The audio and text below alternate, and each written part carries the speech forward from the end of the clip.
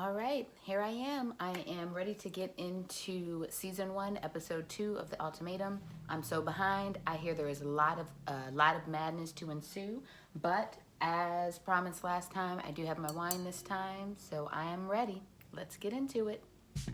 I gave the ultimatum, but Hunter is not perfect for husband material yet because I make more than him. I have no desire to be the breadwinner in the relationship. Alexis, straight and to the point. Now I'm kind of starting to wonder if Hunter is the one for me. I'm super attracted to you specifically. Your eyes are very fierce, but I was a little taken back with, letting me know off the bat, I could never see a future with you. What took you to that place? Yeah, it's a fair question. Yeah. Definitely. Obviously, I'm bad at delivering certain information, but I'm not attracted to you. His ex and me look the most similar of anyone here, number one. Number two, I'm not unattractive. Number three, that's your reasoning why you don't see a future with me? Lies. Lip service. Bullshit. Appreciating Alexis's confidence, but the fact that someone is not attracted to you is a fully legitimate reason for them to potentially not see a future, because I just think attraction needs to foundationally be there for anything else to build upon that. Though it does seem like maybe she's skeptical about that actually being his real reason. So let's see. I'm not really believing that story from you because if But you're we have so a week direct, to do this. We have a week to figure out who we're gonna live so with. I would be like, hey, here's how I'm feeling. I don't want to come off rude, but it's just not going to work with you and I. But you just... I feel like that's what I said last night, though. We've already had this conversation. No, we haven't. And now we're jumping right into it again. We're and not. I got no When did we problem have this jumping into conversation? it. I do believe they had that conversation at the end of the first episode, where he at least pretty generally said to her, like, I'm not into you the way you're into me. She just refuses to let go. And this is what I mean about the whole trying to fit people in, like I mentioned in the last episode, trying to fit people into your box or your idea of what you want for them. You're into him. He's not into you like that. Let it go. Conversation. Last night. We now know it's definitely not us, but I really just, I think it was rude, and I thought that you were a huge asshole for saying that. I really... For telling the truth? In telling the truth because you are asking multiple times for him to explain why he doesn't want to spend the 3 weeks or whatever it's going to be with you? Like, ma'am, let it go. I really have nothing else to say, honestly. Yeah, me either. I just think you can do 100% better than Colby. You have reservations. You might want to reach those reservations and really understand why you feel that way, because I felt that way. All right. Wait. First of all, the fact that Alexis is this hurt over this man who you don't know and who does not know you, and you guys have no investment at this point. The fact that she's this hurt over him not being attracted to her, or just not wanting to not choosing her, that's one thing. Shocking. But two, she's over there trying to sabotage his relationship. Girl, what? I feel like I've never super gone into why I don't want kids, because I think that a lot of times Nathan and I's conversations around having children can kind of be unproductive sometimes, or emotions can start flowing and he can get angry, I can get angry. So I think sometimes I hold it inside, and I think that Colby just makes me feel at ease when it comes to talking about. So Lauren's making a very good point about what happens a lot of times with couples when it comes to arguing. So I always say the goal is to help disagreements not turn into arguments. And this by no means means that you will never have arguments with your partner. That is an unrealistic expectation and really shouldn't be the goal. But generally speaking, what we do know is that two individuals are not going to agree on every single thing throughout their entire lives together. So therefore, you will disagree and you will have disagreements. And there's nothing wrong with disagreements. The thing is that what we want to be able to do is disagree effectively, have conversations about what we disagree about and explain our point of view and things like that without them escalating into arguments. And the things that take disagreements from a simple disagreement and conversation to an argument are all of the things around communication. So the things that we say, the tone of our voice, if we're yelling, our facial expressions, our body language, the ways in which we communicate the information that we are sharing. So she's talking about the fact that they have not been able to have productive conversations around parenting and children because they're both emotional about it. There's a lot at stake here. And then their emotions get the best of them. Oftentimes, the emotions of anxiety, fear, anger. And so they start communicating in ways that turn into an argument. And then what happens is when disagreements become arguments, then you lose the original conversation. The original conversation is to discuss having children. But now we're getting into arguing. So now we're just angry with each other. And you said this to me, or you said it in a certain way, or you yelled at me, or you're not listening to me. And then it completely throws everything off track. So what happens are a lot of important conversations and important disagreements don't get handled in couples' relationships where they struggle to keep disagreements as conversations rather than arguments. So this happens often. So one of the goals is to learn how to communicate with one another in a way that allow you to disagree and explain your points of view so that you can have productive conversations rather than arguments that end up causing a lot of things to get swept under the rug because you just dropped the topic altogether because it's too sensitive of a topic and you're afraid of it causing arguments.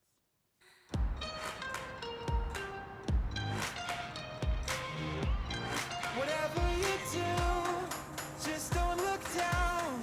You won't know what's out there if you don't find out. Yeah. Cheers, everybody. Let's look forward to the next week and try to have fun tonight. Cheers.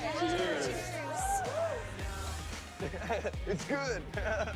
Colby with the hat. I apparently am the only girl who's like not eating it up, but that's Colby. He brought the hat.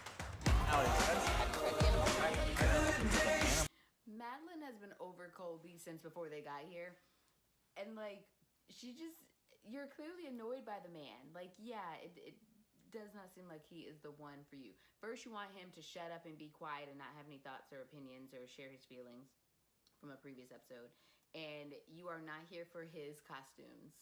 And you've made this very clear. So Colby needs to get to stepping. I know he was caught up on you, Madeline, but clearly, yeah, he needs to seek elsewhere. Please.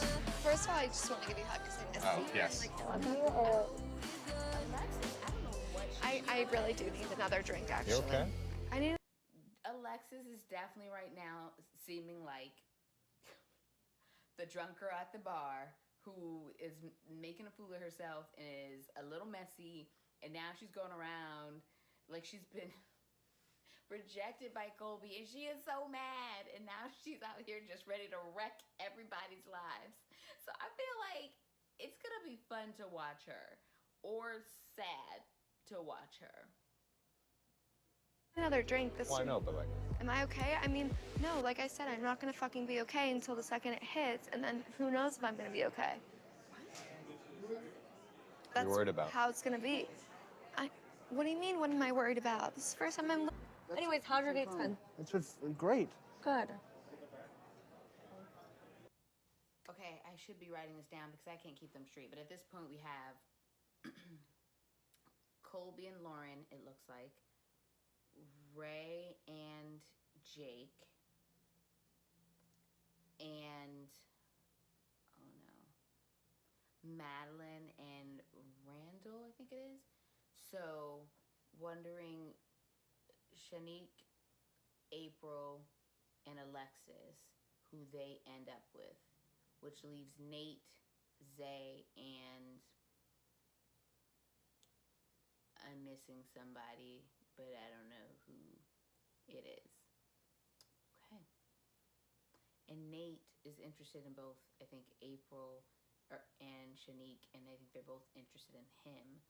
So that's going to be interesting. And so far, I don't think we've really gotten to see if Shanique or April are interested in anybody else in particular. Well, I guess April might have been interested in Colby, but he made that clear he wasn't interested. So, all right, let's see. I feel good about it. It's opened my eyes to a lot of different things. It's like, why are you an asshole to me all the time?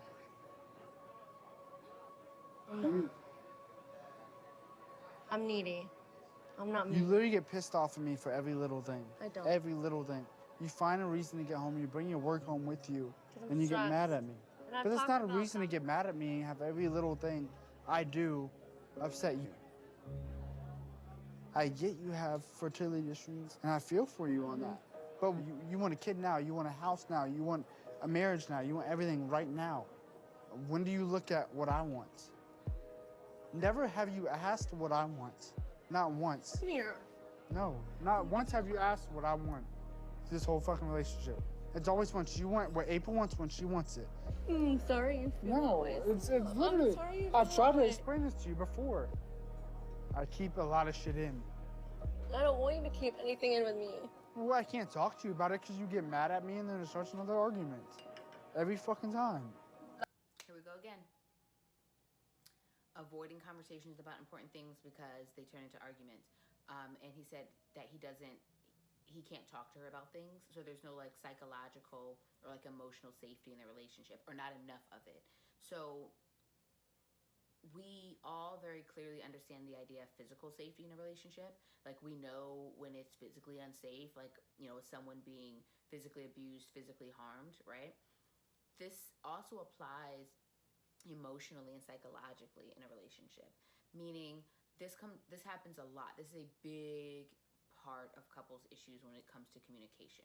Couples always come in. I haven't met a couple yet that comes into couples counseling not saying that they want to work on, you know, communication. Every couple ever wants to work on communication. And there's so many different aspects to communication, right?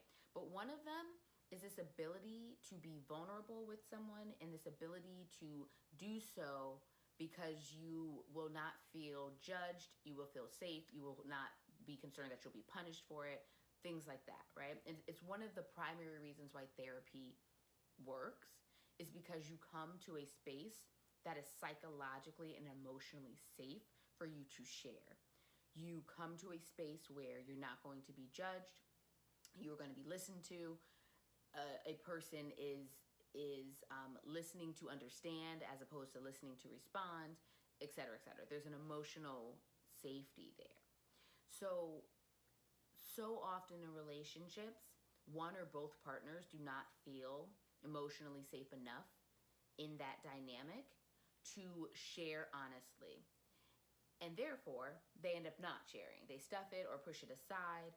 And that is what Jake is explaining to April has happened in their relationship. So they're in a situation where, a situation that quite frankly is headed for disaster, where one partner is very expressive about their needs and wants, and in a way that maybe isn't very kind or helpful. The other person stuffs theirs because they're like, this is not a safe space for me to share this. She said, you know, I want you to share with me. And he explained, yeah, no, but that doesn't go well when I do that. So I haven't been doing it. And that's a recipe for disaster. So relationships absolutely require psychological and emotional safety in order for them to be healthy and to thrive. All these dates, I had all these dates, and there's this one person in particular, you know who that is? That we've literally said everything. I know we have a lot in common, but me and her literally have every single box checked off. Like, I've never had that. I never thought that was impossible with the bromance. Like someone, like a best friend I would have. But I still have love for you because we've been together for 2 years. So it's like, fuck me. What do I do? I do feel messy. April brought this man on the show who didn't even want to go on the show. He's finding success. She maybe, and she's not liking what's happening. First of all, every one of these people need to be offered some individual therapy and potentially some couples counseling after this fiasco, because they're out here just spilling their stuff in front of the rest of the room. Where are you with this ultimatum? Like, you originally had said, like, finances. Honestly, we haven't really talked about that much. Let's Yeah, throw that okay. out, yeah. Throw that out, okay. Like, the whole finance thing, like, it's the first thing that people talk about, like, money. Like, of course. I love it. Alexis is not letting go of this money train, okay? She's like, listen, we all need to talk about it. And I'm right there with you, Alexis. I wish you were less messy. But I get it. Oh my God. But thinking about the ultimatum, I don't know. I felt like I was pressured into marriage, but like I felt like in my mind that I shouldn't have been pressured. So I kind of put that as an excuse, like money is the thing that's holding me back. When in reality, it's probably just me. But, like, with the person that you came with, what are you feeling? Like, are you feeling, like, more confident in that? Or are you feeling like you don't know still? If we're going to have conversations in front of everybody, then we don't need to use terms like the person you came with. Let's use names or point to the person if you don't know their name by now, whatever. I really hope everybody knows everybody's name by now, regardless if I do. But, because now we're doing that weird, like, talking in front of people as if they're not there. That's awkward. More awkward. It makes an already awkward situation more awkward. I don't know.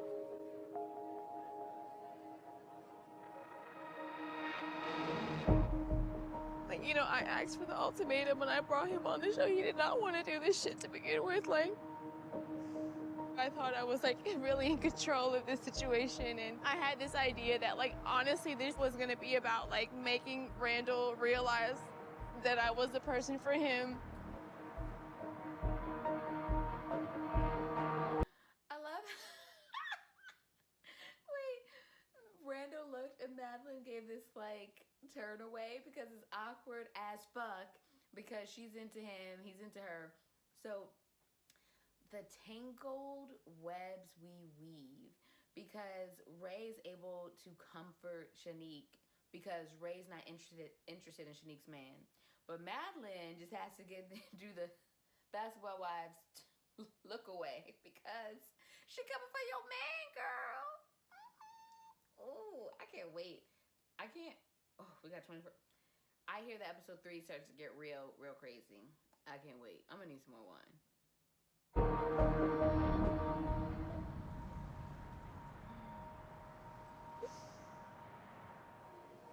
And what you're feeling is very legitimate. If you ever wanted that. Okay, so I'm thinking maybe Zay and Shanique, Nate and April, and then Hunter and Alexis. I feel like nobody's gonna want to be with Alexis. That's what I'm thinking. My girl's gonna be out there messy in the wind. Yeah, I'm thinking maybe something like that. Unless there's like this crazy battle between like Nate, like the Nate, April, Shanique triangle.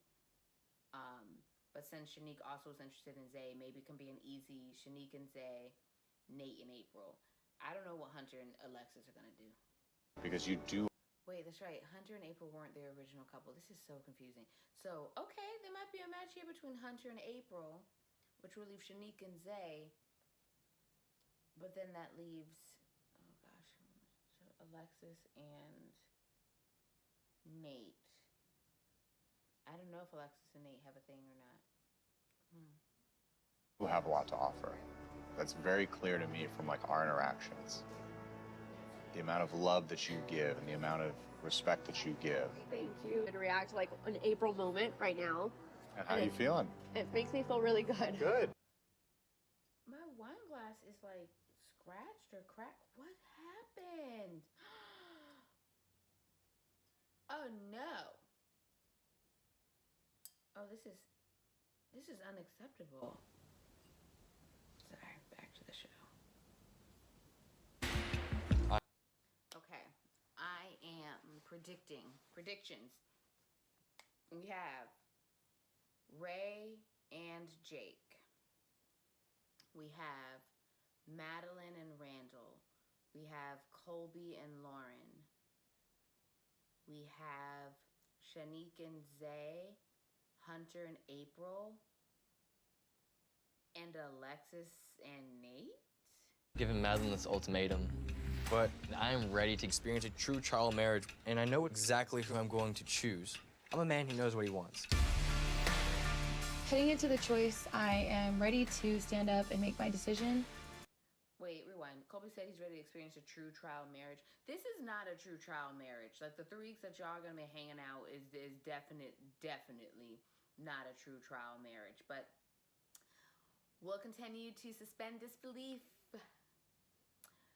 for the fun of it all. I gave say the Oh, it just hit me because they could also just choose to stay with their original partner, right? So they're gonna have to pick and see. Oh, it's about to get so messy. You guys came here as 6 couples, and one of you was ready to get married. The other one, not so much. Important conversation. Are any of these people old enough to like fangirl over Nick Lachey? Because I would have had to have a little bit of a moment. I gotta be honest. Like I wouldn't have gone crazy or nothing. But like we're sitting at a dinner table with Nick Lachey, you know, at the head. You know, I mean, I feel like I would have had a little bit of a moment, but then I realized they might be too young for that. They don't get it. You guys all came here together as 6 couples. You are now 12 individuals who are going to do a trial marriage with someone different. You were always 12 individuals, even when you were a couple. That is just, it's so important to remember because it can completely change the trajectory of like people's life paths when they remember that they are individuals who are choosing to join with someone else, that their individual needs and desires and happiness is a huge factor in how they conduct themselves in a dyad, in a couple. And then you came here with. And the hardest part is to what you're saying is to put the jealousy aside, but also to have faith. If the person that you were with, who is now your ex, is living with someone and they come out of that, they're like, we found love, then thank God you did that now and not after you were married with 2 kids. Or vice versa, like, babe, but you're the one for me, then that's what. Here is the justification for creating this morally questionable social experiment. That, yes, we are doing you guys a service by helping you find out these really sad things now rather than later. There is an argument to be made for this. Hi. What's happened this week? How are you feeling? You know, I've had a great time dating all you guys, but I loved my dates with Randall. Randall's awesome. It's been nice to have that more. They started with the obvious connections. You know, we're going to build the suspense. Madeline's going to choose Randall. Randall's going to choose Madeline. And then it gets a little harder to predict as we move along. There's something calm and collected about Hunter that I could run to him because he's opposite of me. I forgot about their thing. He wouldn't be like, Wait. I was starting to think that maybe, because I think Hunter and Alexis are the original couple. I hope I'm right. I was starting to think that they might just choose each other and go away. Because I don't know what Alexis is going to do. But, yeah, okay. It's so hard to keep track. But I could see April choosing Hunter because of that whole last interaction they had. Which will leave poor Nate just out. Just rejected twice and so mad, which means he'd probably end up with Alexis, oh, those two are going to be interesting because Colby and Lauren want to be together. So I'm thinking April's going to pick Hunter. Colby and Lauren are going to pick one another. And I don't know what that means for Alexis and Hunter. April, he wouldn't, add fuel to the fire that I was. April, are you ready to make your choice?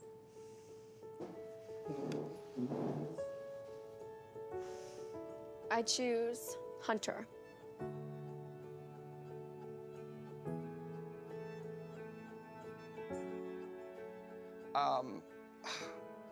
I don't know. I don't know. Hunter.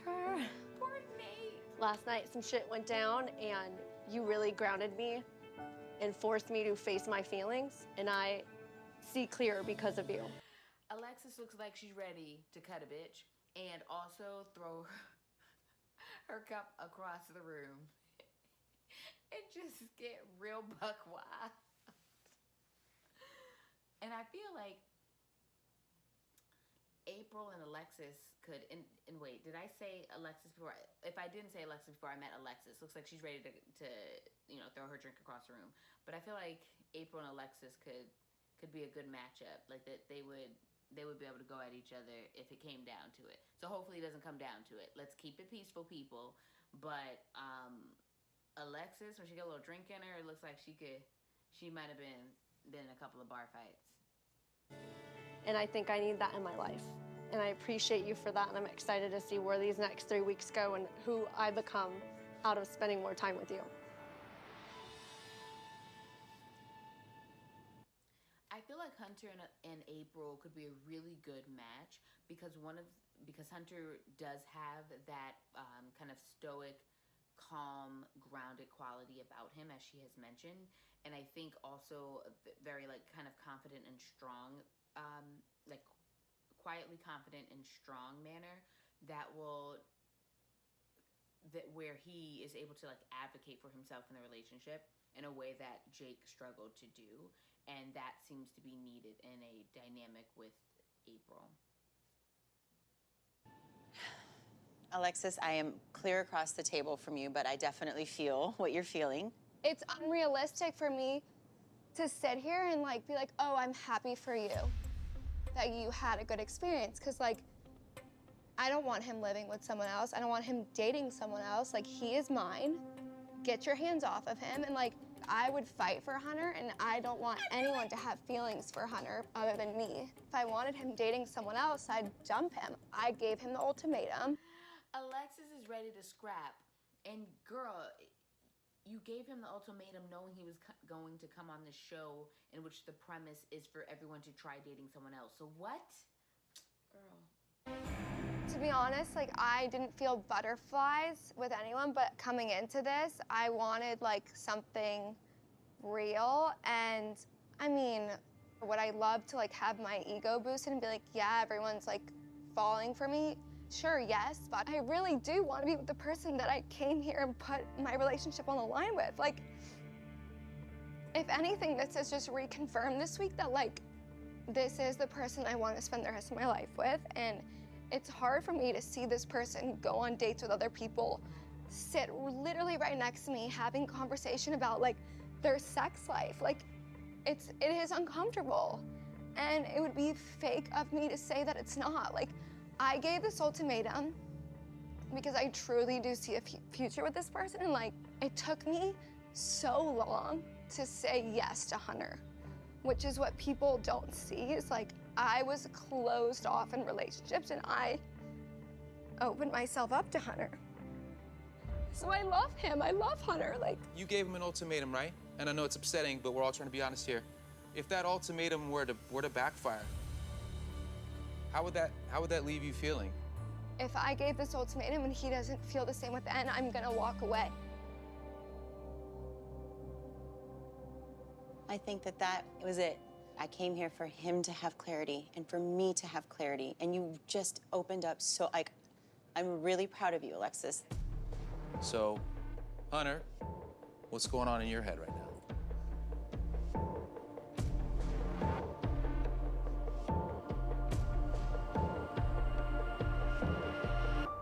Guys, I want to marry Alexis. I thought there was that possibility of them just going with each other, but where does that leave April? Oh, I guess with Nate. Dun dun dun. Okay. So in the next episode, clearly we get to see the last few decisions, or a couple of decisions, I guess, which is Nate's decision and the Colby Lauren thing. So it'll be interesting to see what order they do things in, because they already had April choose hers. So yeah, the producers have figured out how they want to make that suspenseful. Well, I'm excited to get into it because the mess is already starting to happen. So let's see.